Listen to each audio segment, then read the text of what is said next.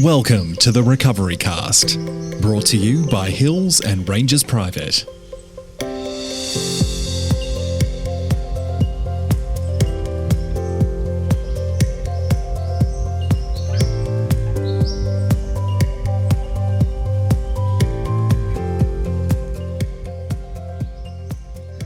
Welcome to the Recovery Cast, brought to you by Hills and Rangers Private. My name is Alexis, and I am a former alcoholic and addict, now in recovery. The Recovery Cast is a podcast created by people in recovery from alcoholism and addiction for people in recovery from alcoholism and addiction. This podcast is meant as a support tool for those in recovery, and everyone who participates in the podcast is in an active recovery program. We are not affiliated with any one recovery methodology and will focus on a variety of different types of recovery, including 12-step recovery, otherwise known as Alcoholics Anonymous and Narcotics Anonymous, Smart Recovery, Celebrate Recovery, Dharma Recovery, Cognitive Behavioral Therapy, and more. And a quick disclaimer, this podcast is intended to be informative. A podcast alone cannot support your sobriety and recovery, so we suggest it only as one component of a daily recovery routine. For more information on what recovery is, go to www.rehab.melbourne. God damn it. You'll get it right one day. I'll get that flow. Yeah, get that flow. You've got to say it fast, but don't mess it up. Maybe we should rap it one day. Right? Lay me down. I don't know. Anyway, what's up? Hey. Hi. Hey. Today's a fun topic. Yeah. We're going to talk about misery. Misery. No, misery is optional. December 11, just for today. So, yeah, misery is optional. No one is forcing us to give up our misery. Basic text, page 29. It's funny to remember how reluctant we once were to surrender to recovery. We seemed to think we had wonderful, fulfilling lives as using addicts, and that giving up our drugs would be worse than serving a life sentence at hard labour. In reality, the opposite was true. Our lives were miserable, but we were afraid to trade that familiar misery for the uncertainties of recovery. It is it's possible to be miserable in recovery too, though it's not necessary. No one will force us to work the steps, go to meetings, or work with a sponsor. There is no NA militia that will force us to do the things that will free us from pain. But we do have a choice. We've already chosen to give up the misery of active addiction for the sanity of recovery. Now, if we're ready to exchange today's misery for even greater peace, we have a means to do just that if we really want to. Just for today, I don't have to be miserable unless I really want to be. Today, I will trade in my misery for the benefits of recovery. I certainly, sometimes I'm just like, I want to be miserable. Yeah. And punish myself. Yeah. Look, I sit in that like a lot. Like I nursed my misery and I nursed my depression, and it was like I can relate to you with the sad boy shit. It's all I've got. Man, I am the biggest emo. I was just like, my sadness is my power, and like nobody can take that away from me. And like not keeping in mind like how horrifically it was actually affecting me at all. Yeah, it was like there's this sort of part of my active addiction where I was like, I am truly evil. Yes. And I'm going to embrace the evil. Yeah. I thought I was like Adam Sandler as little Nicky, like the son of Satan.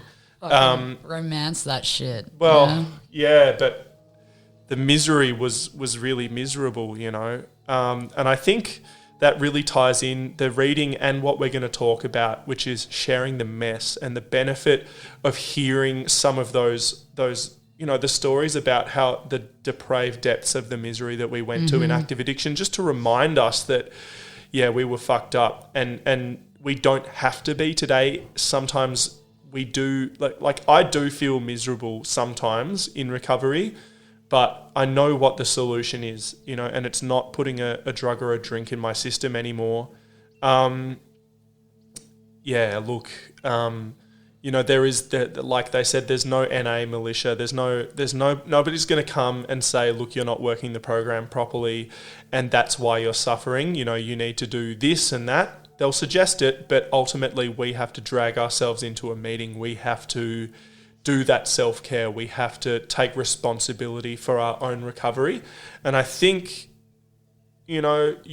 certainly in the time that I've gotten to know you, Alexis, it seems like you have a handle on that, even though sometimes you do, suffer a little bit. You have that stuff. You're like, oh, I just like punished myself at the gym today. I'm like, yeah, that sounds like pretty good self-care, a way of getting out of yourself and all that. Yeah, like, oh God, when I'm doing that, I was doing that all last week, and like I've taken the last 3 days off the gym, and then that gave me even more reason to be like, you are pathetic, you can't do this, you can't do that, instead of just like accepting the fact that like right now my head and my body need a break. But all of last week I was the entire workouts, and I do high intensity interval training as well, so it's full on and it's non-stop for like 45 minutes straight. And I was just angry. I had to. I was just like the whole time, like I was watching the timers go down for each of our rounds, and I was just like, just rage, just smashing it out, doing hip thrusters with like 25 kilo sandbags on my hips, like on my waist, like just pumping it because I don't know what else to do. Like right now, I don't know what else to do with that discontent and that irritability and that resentment that I'm feeling. I wish I could do that. I wish I did that. I've got it. Now I'm just like, it's dangerous territory. The closest thing I get to exercise is lifting the ramen to my mouth. So good though. Yeah, I know, right? Now I want migraine. Yeah. So, what else? I don't know. Yeah, the misery of active addiction. Look, fuck, man. Like, the misery of active addiction. Like, I still sit in misery in my recovery because I'm so like, I don't know, like my whole life I felt like if I let go of all that hurt and that trauma, then I would have nothing left inside of me, and I was terrified of being empty. Like I'm going to be angry and full of fear because I don't know what else to be, and I don't know how to be happy, and I don't know how to be okay. So I'm just going to feel this way, and it's mine, and nobody can ever take that away from me, And now I'm after being in recovery, I see that it's a shithouse space to be in. I'm in it at the moment. Like I've got like some of my own shit going on just from being cooked. And like I am just reveling in my sadness, and it's a horrible place to be because like my head has just been rampant for days. Like, of course, this is what you are, and that's all that you'll ever be. And like I've worked hard over the last like year and a half to know that I am so much more than that, and that's really the addiction, and that's the addict side of my mind, like trying to take hold and control of me to make me act out in ways that really hurt myself. So straight up, I am acting out in ways, but not in ways that are going to affect my recovery, or cause me to lose or jeopardize the work that I've made so far. As long as you don't use. Yeah. You will get through it. Yeah. And you realise that I've got this list of stuff that's happened to me in recovery that I'm like, yep, survived that. And now I realise that, well, like I sort of, it's like, is that all you got? Come at me. Yeah, well, I can survive clean today, and that's not something that I ever thought possible. I couldn't, not only surviving, disaster and recovery, I couldn't survive a normal fucking day. I had to use in order to exist. There was no, and it talks about that. What does it say? Yeah, we were afraid to trade that familiar misery for the uncertainties of recovery, and that familiar misery was my misery. Yeah, I can relate to that. Like and I it was really uncertain to surrender to a recovery. It was really, really scary. Yeah, and you know what? Now that I've surrendered to it, sometimes my stupid brain pulls this trick on me of like, yeah, using wasn't so bad.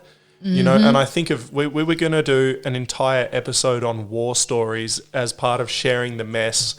And I think some of those, I hear people share in meetings about the mess, and it reminds me that I have made the right choice to stay in recovery.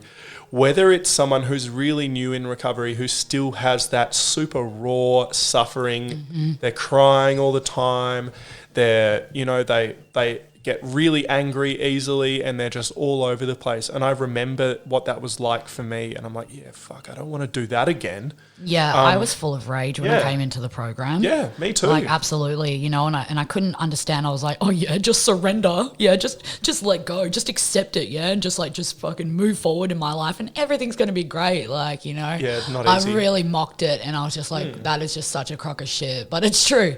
And it's only true in the sense that, like, look, I can, and I'm learning this really hard at the moment in a particular area of my life, which is almost like my kryptonite. It's a really vulnerable area for me. Yeah. But like, emotional triggers are going to happen. Things are going to happen in your life that make you want to use, and it's all about not picking up. And like right now for me, like I kind of feel like I'm in a relapse. I feel like I'm unclean because of how messy my head has been, how messy my emotional state has been. I haven't picked up, but I've just been back in that space where I've been beating the shit out of myself. I've been unable to, like, I haven't wanted to call my sponsor. I haven't wanted to connect with other members. That's when you know to do it. Yeah. And I'm sitting there in meetings and just feeling like I'm judging everything and judging everyone because I'm so unsettled in myself, you know, and I just have to really keep reeling myself back in. I can just be like, get your head on that goddamn pillow tonight and go to sleep. You know, even if you wake up every fucking hour, just go back to sleep. Yeah, if you have to go and spend $50 at McDonald's. Yes. Fuck it, dude. you know? Yeah. Like dead set, because anything's better than a relapse. Yes. Yeah. I don't know. Yeah, like what else can, you know, I feel like I have this freedom to act out in other ways. However, you know, through the things that I've learned, I do have those things in place to try and do the right thing by myself when I get those uncomfortable feelings. Yeah, like definitely food is a thing. And external things, you know, the shopping, all that shit. But really, you know, it's the spiritual program. Like, sorry, you know, for me, it's the spiritual program of Narcotics Anonymous. It's working those steps. It's living that program. It's the self-care, all those things that help me get out of myself. And you know what? Sometimes they take time. And I you know, it is my experience that over the next few days or the few weeks you'll start to feel better. But, you know, newsflash, relationships are really difficult, and sometimes, you know, there are those people that we, you know, that we still think about years later. And, you know, for me, like I don't know. Yeah, relationships are a really, really difficult thing to have to deal with in recovery. And we've talked about relationships in a recent episode. I want to talk about war stories, you know. So we'll tell you some fantastic war stories after the break. You're listening to the Recovery Cast by Hills and Rangers Private. Now playing daily on iTunes, Spotify, and YouTube. For more shows, visit us at www.rehab.melbourne. So the importance of war stories and how they can kind of help us remember where we used to be. I think that's the importance of war stories. I hear a lot of purists in 12-step meetings of share the message, not the mess. And, you know, we often, you know, in fact, my shares when I go to meetings is I do not talk about drugs. I do not talk about addiction. I talk about the struggles of trying to live life like a normal human being. I'm focused on the recovery, not what I'm recovering from. However, you know, big, fat however there. You know, there's nothing like a bit of bloody juicy, some stories about the shit that you used to get up to in addiction, and it reminds me where I've been. And you know what? I hear things that are so messed up, and it some, you know, the speak English, Oliver. The thing is it reminds us where we've been, and sometimes you don't want to trigger people, but I think if you're at that point where you're feeling triggered, then, you know, you probably need to work your program a little bit harder. That's right. I don't get triggered very much. I triggered myself in a recent episode because, I don't know, there was something about just the glory of using. And I think it's important, like, I don't share war stories about how good things were. No. I as much as I remember those, you know, those really good times of the weather was good and I had lots of drugs and I was sitting in the hammock using and it was fantastic and my friends were all around me and I was succeeding. It's like, yeah, my mind will show me that, but it doesn't show me the depths of, you know, like trying to hock my housemates' bikes that I talked about, or you know, to be brutally honest, like I didn't do a solid shit for 2 years. It was all literally water, you know, because of the amount of alcohol that I was drinking every single day. Like, yeah, now we're talking about the mess. Now we're talking about what it really means to be fucked, to have that misery. That was miserable. You know, my mind will tell me how glorious it was, you know, when I went on holiday to Italy and I had to try and get on, you know, and how I was walking around at night with a mate trying to score some hash. And, you know, my mind won't tell me about how I scored boot polish, you know, and then we're sitting on this rooftop on this beautiful warm night in Italy, you know, and we're smoking this boot polish and thinking, oh God, it's not really doing anything for me, man. Like, why isn't this shit working? You know, that's the mess that I like to hear, because it just shows how desperate I was, you know, don't you reckon? Yeah, look, I didn't have like stories like that. Like, I didn't have like some big journey where like I went and traveled and like got to use in other countries. Like, my using was really dark, and from a really young age, like I started, you know, God, I found my drug of choice, and it was pretty expensive, and I knew that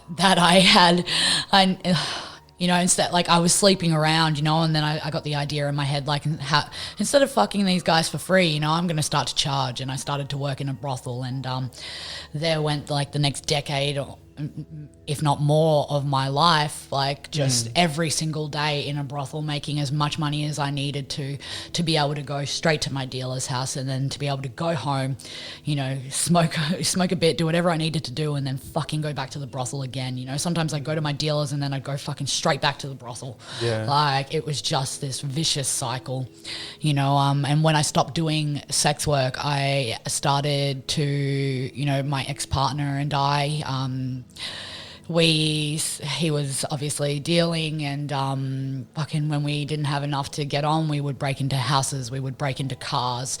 I've had friends in the industry who I've gotten to work, you know, I've hooked them up with clients and things like that, and, you know, like literally pimped out girls that I knew to be able to make money, to be able, and like selling drugs to them, getting them to sell drugs to their clients, and selling drugs to my own clients, just to be able to keep that shit going.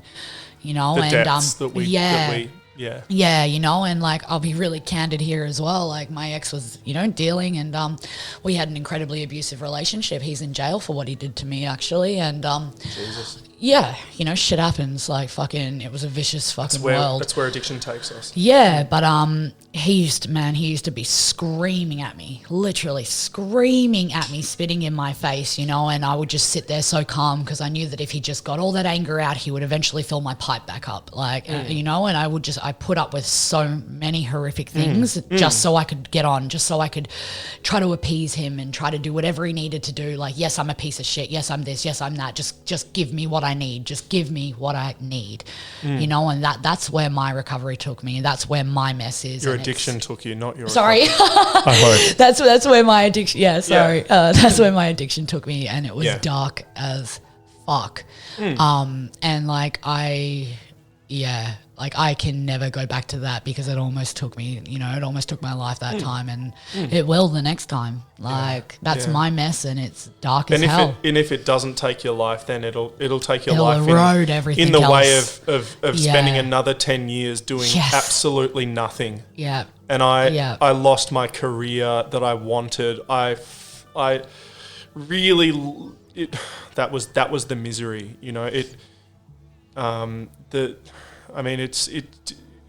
don't have to have gone to any, you know, there are a lot of yets, I think, in addiction. And, you know, I never used the hard drugs, TM, you know. However, you know, I hear stories about people, you know, trying to use in prison and using Yep. that, you know, the only way you can get those drugs in is in some, like, through saliva in someone's mouth. So someone's injecting this saliva heroin in prison using a syringe that everybody else in their unit has also used, and, you know, it's been sharpened on a matchstick. Yep. Those are the war stories that you know, they're triggering. They're really dark. I've got some dark ones from jail about that too. Yeah. However, you know, I need to remember where I've come from, and I need to remember where I will end up if I don't keep working this recovery program. That's right. And to bring it back to the reading and stop talking about that crazy horrors. stuff. Yeah. You know, imagine to remember how reluctant we once were to surrender to recovery. Like, I will gladly surrender to recovery now, and I have to every day, because if I don't, you know, I know where I'll end up, and I know that it won't take long for me to end up there, because I see it all the time. I hear people who relapse, and you know, even when I was in rehab, actually, there were people that would come back in from, you know, they weren't there previously when I was there, but they came back in and they were like, I was here 3 months ago, and, you know, I got 30 days up, and then I just stopped going to meetings and I started working, or I started doing this and that, and then, you know, next thing I know, I don't know how it happened, but I was using again, and now I'm back here, and, you know, now I've got more charges, or I crashed my car and that's why I'm here, because the judge got me here, you know, something like that. And the fact is that, yeah, like, we're going to be miserable at times in recovery. Like, it is not all rainbows and lollipops. Yeah. You know, sorry guys, but it's not. It's just not realistic to think that it will be. It's fucking hard being in recovery, but it's hard for different reasons. And, you know, today it's hard because, well, I just got paid and now I'm going to have to spend the whole lot on rent. You know, I can't just go and live at my mum's house and use all the time anymore and use all my money on that. I have to be an adult. However, you know, it's good for other reasons too. You know? Yeah, absolutely. Like, for me, I don't know, the best part about surrendering to it and just accepting, like, the facts of life, like that, like, I am going to be miserable at points in time, you know, and it's my choice how I choose to react and respond to that. It's what's crucial is that I'm finally safe. You know, like, I don't have to do those things to my body. I don't have to allow those things to happen to me, because I don't have to use that filth just to be able to cope inside of myself anymore, you know, and that's like, it took a whole load of fucking miracles for me to be here, you know, and I am. So I believe in miracles. Do ya? Yeah. It's totally, if you don't believe in miracles, then, you know, I don't know, reconsider that, because out of all my friends that I knew and all the people that I went to school with, I thought that I would have killed myself by now. That's I thought, and I mean, I tried, you know, I fucking tried. And, you know, when I went to my high school reunion and I found out that 3 of the people that I knew had killed themselves, and, you know, one of them was someone who sold me drugs in high school. And for me to have made it is beyond, I mean, it's against all odds, because I thought that I was going to be the person that people were talking about at the high school reunion of, oh yeah, you know, it was really messed up, and, you know, we'll talk about some trauma. Like, I literally woke up one morning and found my dad dead on the kitchen floor. You know, I heard him die. I was in bed and he had a heart attack, and I heard that whole thing, you know. Like, I thought that I wasn't going to survive that. I thought that those traumas and those things in my life that I've been through, that I was not capable of surviving. However, here I am. Why? Well, first things first, I decided within myself to get help. That was the first thing. It wasn't the rehab, it wasn't the NA, it wasn't the AA, it wasn't anything else. It wasn't, you know, medicine or psychiatry or religion. It was just me deciding that I'd had enough. And once I did that, it was easy to, well, I'm kidding myself if I say it was easy. It wasn't easy, but I went to a rehab and I started my journey there. I started it and it just kept on going, and I decide every day to not live in that misery. You know, I get feelings that I don't like all the time. I have to decide to do something about it. So what do you do? What do you do when you feel like that? Gym, that's the first thing you... Yeah, for me, It's a big thing. the gym. Because I feel, I don't know about anyone else. I'm sure some people can relate to it, but when I feel that sort of stuff coming up inside of me, it becomes like a physical manifestation, and I have to get that out of me, and that's what in the past used to lead me to self-harm.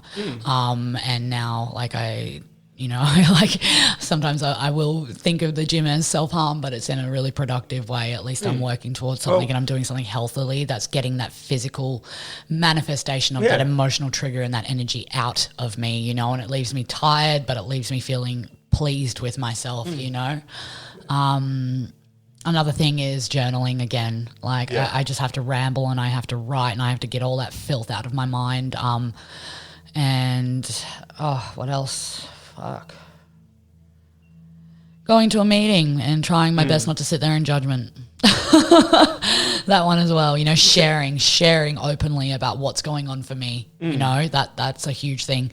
I can rock up to a meeting and be filled with resentment and hatred and like not want to make eye contact with anyone. And if anyone who does, I will send them the dirtiest look their way, and then I will share and I will get it all out, and I will feel heard and I will feel supported. And that's a big part of like feeling better and being able to cope as well, Yeah. Have I don't know if I've mentioned this, but I went to my first face-to-face meeting since this 8-month-long lockdown the other day.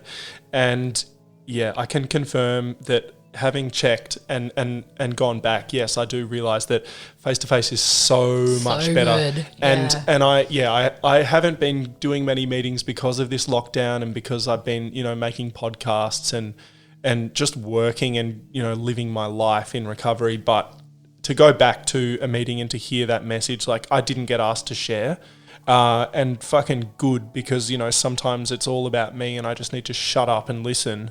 And I just from hearing that message and other people's experience and other people's mess too, the energy in the room you can't get over Zoom, I don't think.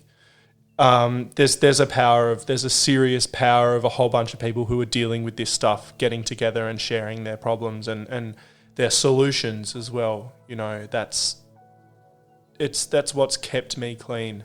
That there's strength in numbers and stuff.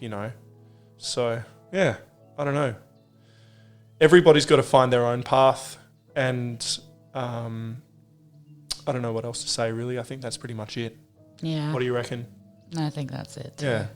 The challenge. We've got to do a challenge. Share your, I don't know, go to a meeting and hear some messy messages. Yeah. Hear that. And remember where you came from, of where it's taken you. Because if you forget, it becomes very easy to go back to that. Absolutely. Doesn't it? Cool. All right. Well, you've been listening to another episode of the Recovery Cast, brought to you by Hills and Rangers Private. Jump on www.rehab.melbourne to get some more information. And if you're interested and you want to speak to someone at Hills and Rangers Private, call 1-800-422-711. They will speak to you. They will answer any questions you may have. And until then, take it easy. Bye. Bye.